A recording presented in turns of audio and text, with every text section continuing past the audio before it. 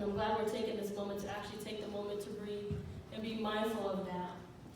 And Miss Renee, who's our wonderful, she's everything to me. She couldn't be up here to talk to us today because she had the flu and can't talk. But she's here, and that's all that matters. So my name is Faiza Jama. I'm 20 years old, and I'm currently a student at Portland State University studying psychology and public health.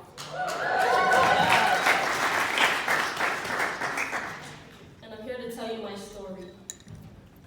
So I personally believe Jenga is the only game we play that works as a perfect metaphor for life. We all start off as a perfect board, stacked neatly, with no damages, scratches, tears, and no destruction. And as we grow and get a taste of this game called life, we realize that everyone has a different experience, and everyone plays this game differently. Some of us, we love taking risks. We love living life on the edge, and making a dangerous move is exciting to us. While some of us, we love playing it safe. Others, making the next move is really easy. We know exactly what to do. And for some, every move is a risk. One wrong move and everything can come crumbling down. After a while, we start to realize that this game of life isn't only being played by you.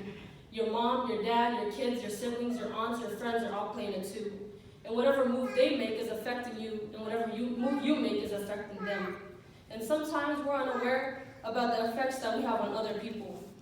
Take my life, for example. I had a wonderful upbringing. I had a childhood filled with wonderful memories.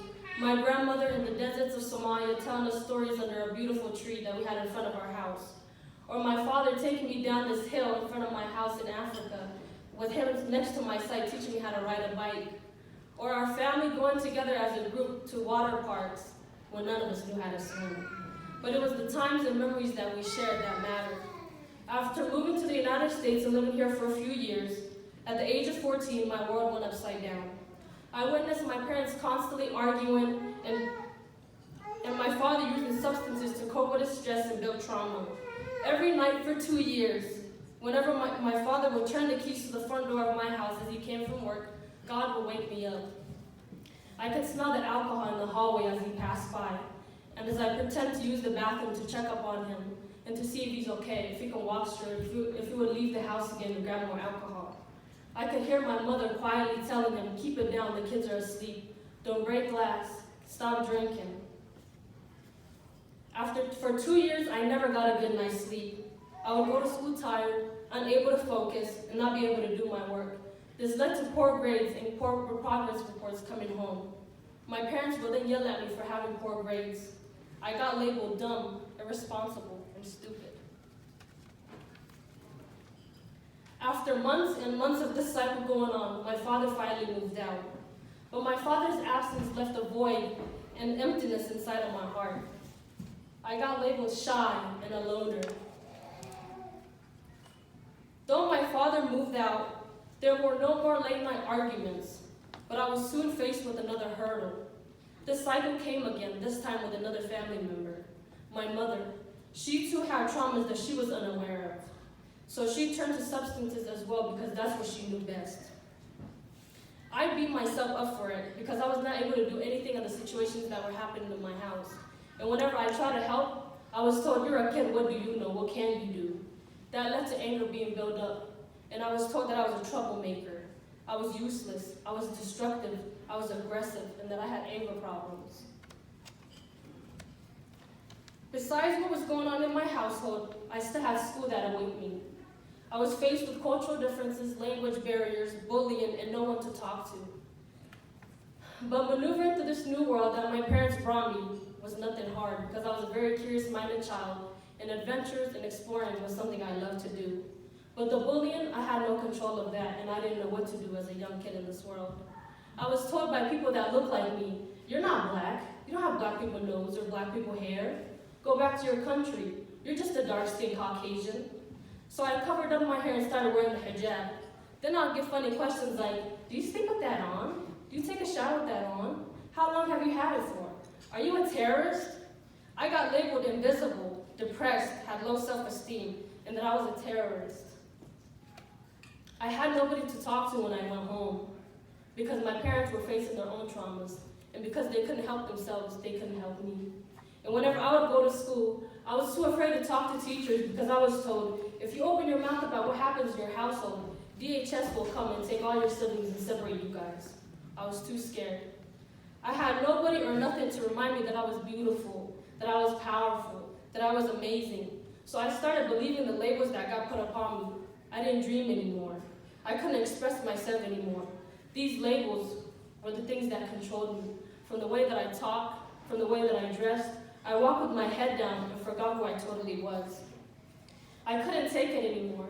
And I knew that I was not going to heal in the same environment that I got sick in, so I made the decision to leave. My senior year in high school, I worked very hard to get out of Oregon and leave everything and everyone I knew behind.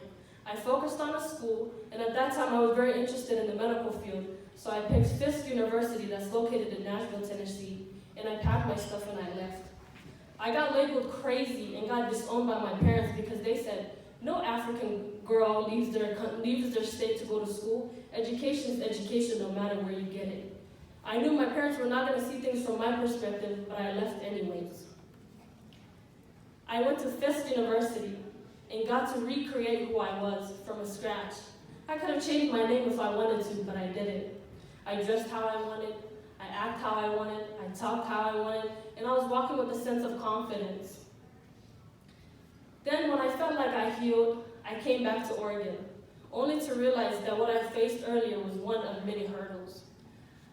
When I came back, I realized that my brother got incarcerated and my mother blamed my father for his incarceration.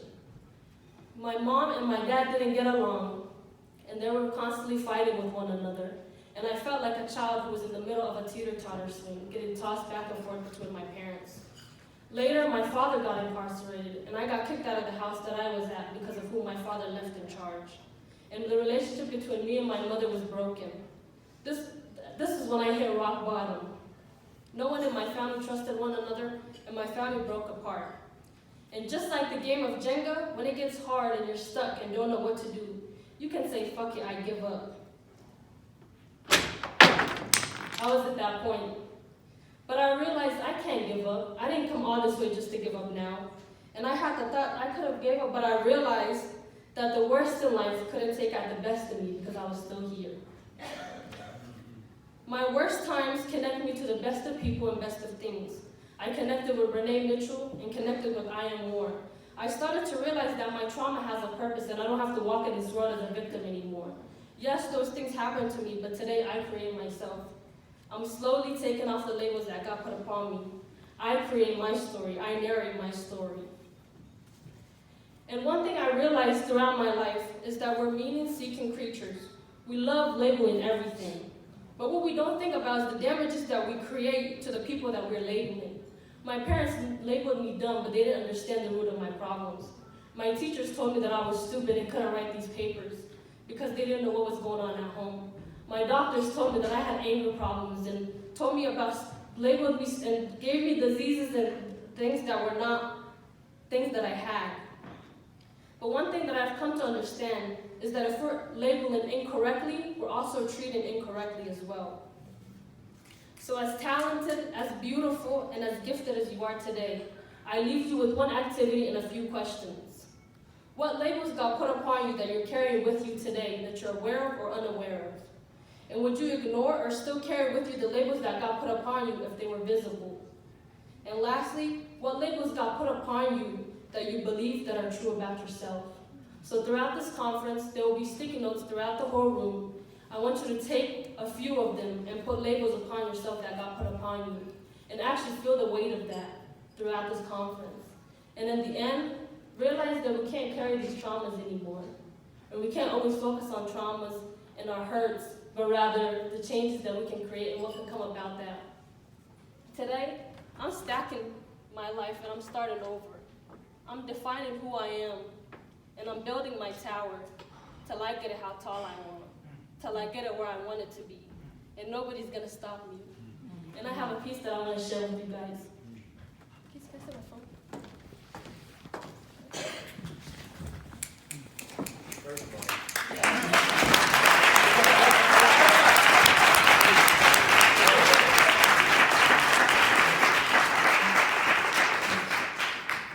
So this piece is called When You Tell My Story.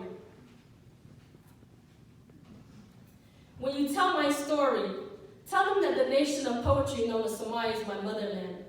Tell them the memories are with me of my feet in the beautiful red sand, the resiliency of my people, the green trees, tiny cars, and goats in the farmland. Tell them that my curious mind is the reason for my unlimited questions, and Danto is our form of expression. Tell them that I don't want to stop till I get it because Mama said that's determination. So when you tell my story, tell it correctly. Make sure they understand and you better say it directly. Because we aren't victims, we're fighters. We aren't victims, we're survivors. Tell them tomorrow was never predicted. Laughter and joyfulness was addicting. Tell them that my country is more than Somali pirates and hungry children. It's where kids push along handmade paths on the paths that's never ending. Because we aren't victims, we're survivors. We aren't victims, we're fighters. Tell them it's where the white seashells shine in the palm of your hands against the red sand. Tell them that I still hold my childhood memories close to my heart like a newborn baby. I cherish it, I love it, I appreciate it, because it made me, defined me, and it molded me. And today, I'm writing my story. When you tell my story, tell them that we are powerful. Tell them that my African roots rise within me like a flower that's colorful. We're a handful, we're a mouthful. Like a lady, sir, we're graceful. When you tell my story, tell them that I'm resilient. Tell them that I'm unstoppable. Tell them that I'm a force not to be reckoned with. When you tell my story, tell them that I am more, on the rise to making other resiliency experiences. Tell them that my story continues.